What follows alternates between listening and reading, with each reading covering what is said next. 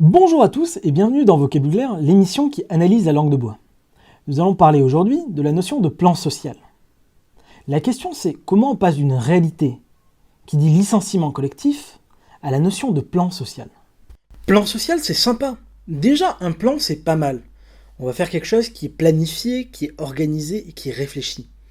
Et social, c'est plutôt bien. C'est un mot qui est positif, qui est amélioratif. Bon, pour commencer, qu'est-ce qu'un plan social ? On va aller voir ça tout de suite.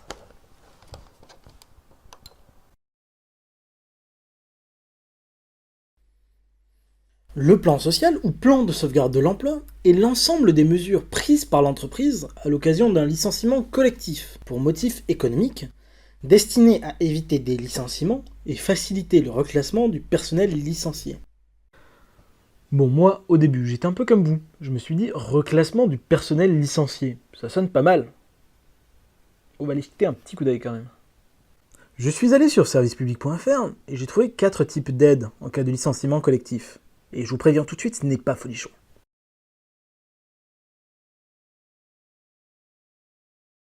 Obligation d'adaptation.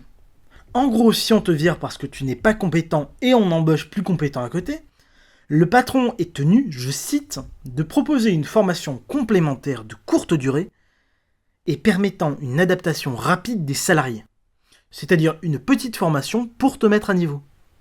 Contrat de sécurisation professionnelle. Tu es viré, tu vas à Pôle emploi. Mais tu es VIP, car Pôle emploi te fournit, je cite, un dispositif d'accompagnement renforcé.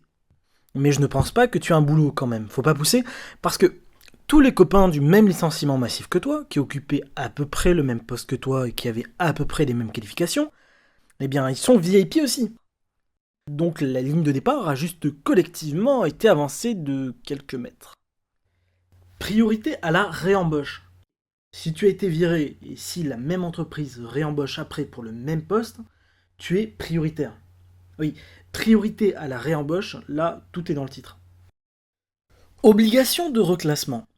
Si tu es dégagé et que pendant ce temps-là, le patron embauche pour le même poste dans un autre établissement, c'est-à-dire un autre magasin ou une autre usine, je cite, l'employeur doit s'efforcer de proposer les postes disponibles.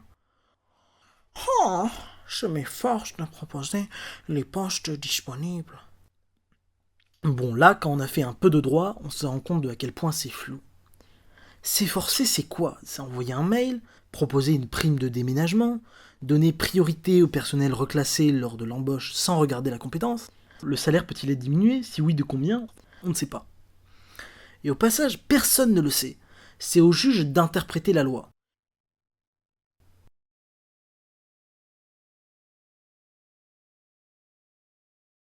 Le plan de sauvegarde de l'emploi permet de sauver en moyenne un emploi sur 8 en France, selon la chaire Mutation, Anticipation et Innovation de l'IAE de Paris.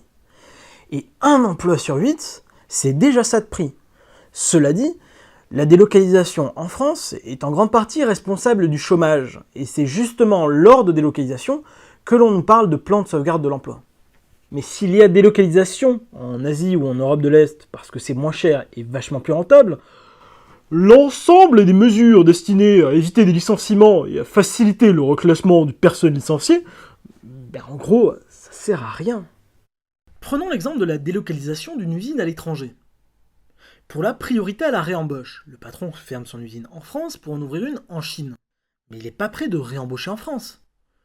Pour l'obligation de reclassement, le patron embauche pour le même poste, mais en Chine ou en Inde. Quoi ? Tu ne veux pas aller vivre en Inde ? Mais dégage alors, ça ne te concerne pas. Pour l'obligation d'adaptation. Obligation d'adaptation ? Mais il va pas te proposer un putain de stage, il va en Chine. Il s'en fout de tes compétences. Et enfin, le contrat de sécurisation professionnelle qui te permet d'être VIP à Pôle emploi avec tes 200 camarades, qui comme toi sont tous VIP et cherchent tous plus ou moins le même boulot. Autant dire que c'est pas gagné. C'est dommage, plan de sauvegarde de l'emploi, ça sonnait vachement bien.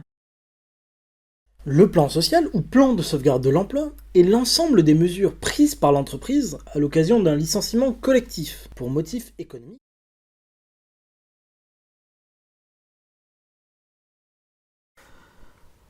Or, dans la bouche des médias français et des politiques, l'expression plan social est souvent utilisée comme une métonymie pour désigner le licenciement collectif lui-même. Bon, déjà, qu'est-ce qu'une métonymie ? Une métonymie est une figure de style qui consiste à remplacer un nom commun par un autre avec lequel il est en rapport grâce à un lien logique sous-entendu. Par exemple, si je parle d'une flotte de 1000 voiles, il est évident que je parle d'une flotte de 1000 bateaux, sinon ça n'a aucun sens. Si je parle d'aller boire un verre avec un copain, il s'agit d'aller boire le contenu du verre. Ça, c'est une métonymie. Si vous ne comprenez pas, je ne peux plus rien faire pour vous. Cela dit, dans le cas du plan de sauvegarde de l'emploi, je trouve que c'est vachement tordu de désigner un problème par une tentative de réponse à la solution. C'est un procédé franchement malhonnête. C'est comme si on entendait ça aux infos de Trésor. Oui, bonjour Gilbert, oui, je suis sur place. Il y a eu un carambolage d'une extrême violence aujourd'hui sur l'autoroute A362. Il y a eu 6 personnes soignées et désormais la circulation est rétablie. Je vous laisse l'antenne. Non mais ça n'a aucun sens. Dis déjà qu'il y a des blessés au lieu de dire qu'il y a des soignés. Pareil pour l'emploi, parler de licenciement collectif au lieu de plan de sauvegarde de l'emploi. Ça serait bien plus honnête et ça ferait du bien.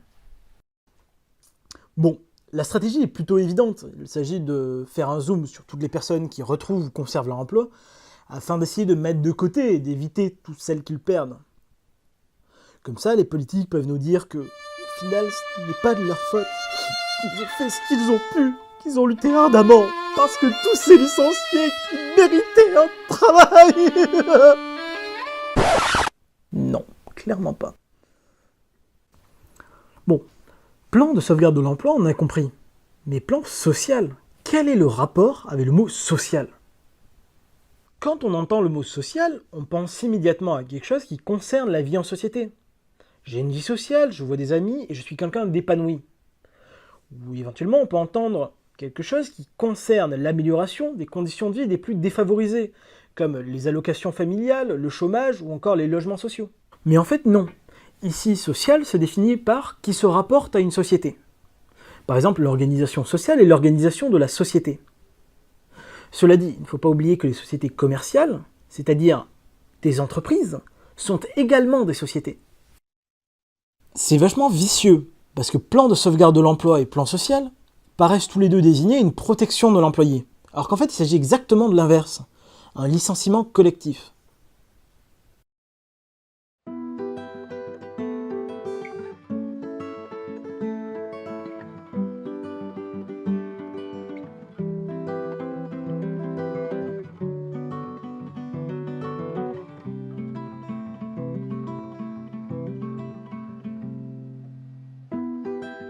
Should've known better to see what I could see.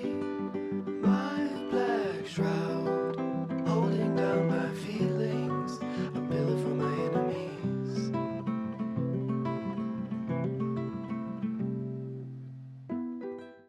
Merci d'avoir vu cette vidéo, je vous invite à la commenter en me disant ce qui vous a plu ou moins plu, afin de me permettre d'améliorer le contenu ainsi que le format de la vidéo.